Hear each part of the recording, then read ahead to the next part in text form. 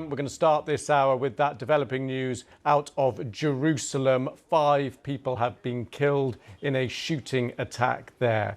Let's take you to the live feeds that we are getting in from the scene. This is one of them showing the emergency and security services there in the background, the buses and a bus stop. It's just gone midday. We understand this attack happened just after rush hour. 5 people killed. According to police there, 2 gunmen approached and opened fire. They were, quote, neutralised or killed.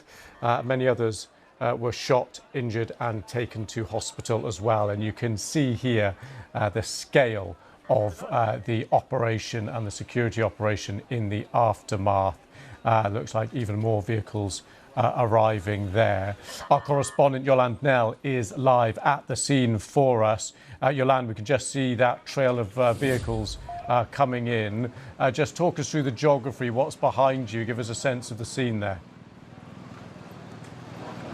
Okay, so this is a very busy road junction. We're between East and West Jerusalem here.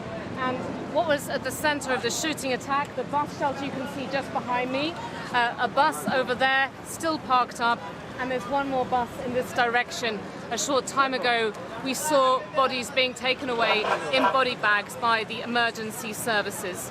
Now, a big crowd has assembled here. This is a place right next to a bus terminal. It was very busy a couple of hours ago when this shooting took place.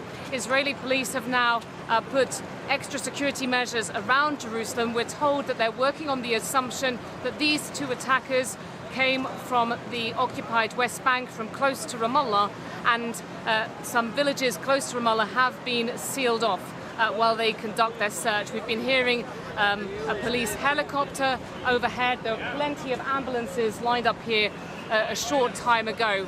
But people still expressing their shock. This really threw people into panic. Although the Israeli police have been on a high state of alert for the past nearly 2 years while the Gaza war has been raging on, there have been relatively few attacks of this kind, especially in the Jerusalem area. But this is an area where we have previously seen attacks. Not far from here, also, I covered early in 2023 the killing of 7 people. They were shot dead outside a synagogue in a Jewish settlement not very far from here. Yeah, this is certainly the biggest incident since that one 2 years ago, Yolande. Has anyone come forward and claimed responsibility yet? Do we have any sense of anyone, group or behind this or motive?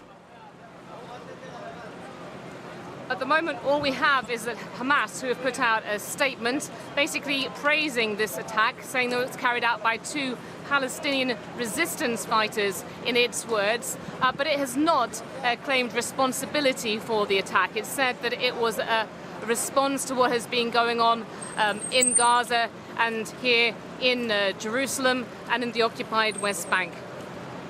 And just give us a sense, Yolande, of the area where you are. This would have been rush hour, coming towards the end of rush hour. Give us a sense of who's using that area and the road behind you.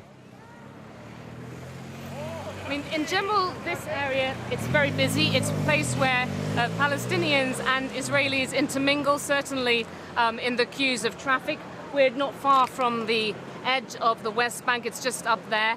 We're between occupied East Jerusalem and there's in the west side of Jerusalem as well. You've also got a number of Jewish settlements close to me. There's a lot of ultra-Orthodox Jewish residents in this neighborhood, and you can see that there is among the crowd here quite a lot of young men who are apparently ultra-Orthodox Jews. We're told about those people who are killed, just the smallest number of details at the moment, that it was a man and woman aged about 50 and 3 men aged about 30. And Yolande, give us a sense, you said it was heightened security, given obviously the war in Gaza. Give us a sense of what that means in practice. Is it plenty of armed security services on the streets? Is it checkpoints to drive through for vehicles? Give us a sense of what day-to-day life is like there. So certainly an increased presence of Israeli security forces, particularly in the West Bank. What we also saw is that many Palestinians from the West Bank who had working permits, who were coming into Jerusalem, into other parts of Israel, into Jewish settlements every day, many of them, thousands, had those permits cancelled while the war was going on.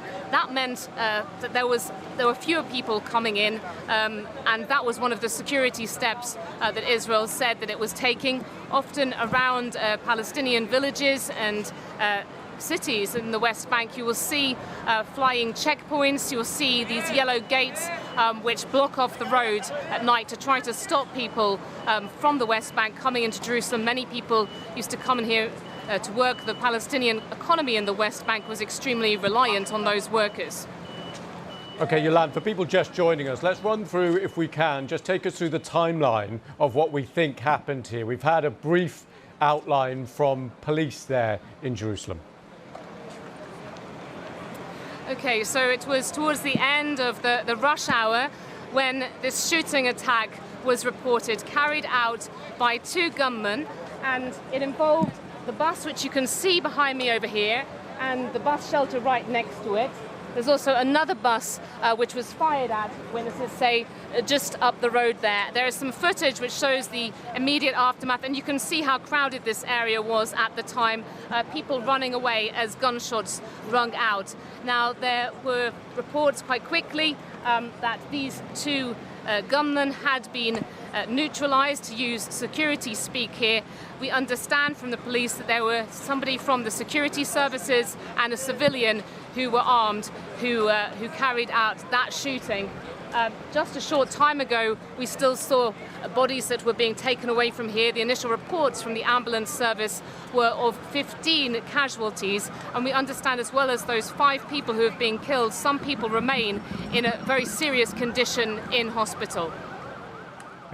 Yolande, for the time being, thank you very much for that. We're going to just let Yolande just speak to some people there and gather a few more details. She'll be reporting those back to us. Just before we move on, quickly want to show you the 2 live feeds that we've got coming into us here, just so you can keep across what we are keeping across. So this is very close to where Yolande was standing there. You can still see the tape up and the amount of security forces there.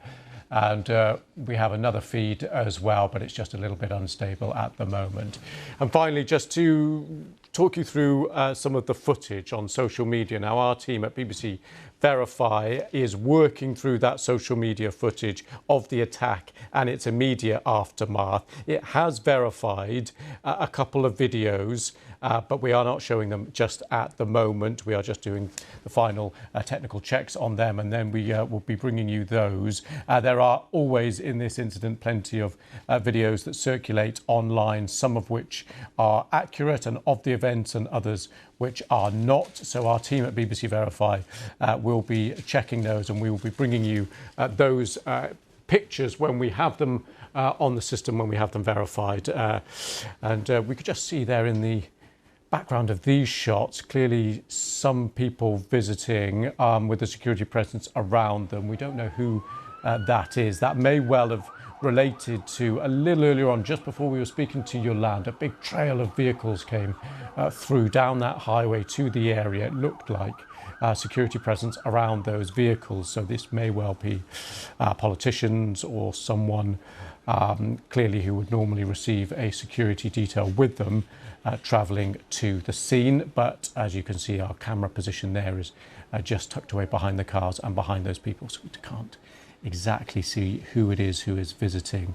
But Yolande, who we just were speaking to a moment ago and let go, may well be able to see from her position and just find out exactly A, who's visiting there, and B, if they have any more details about what happened.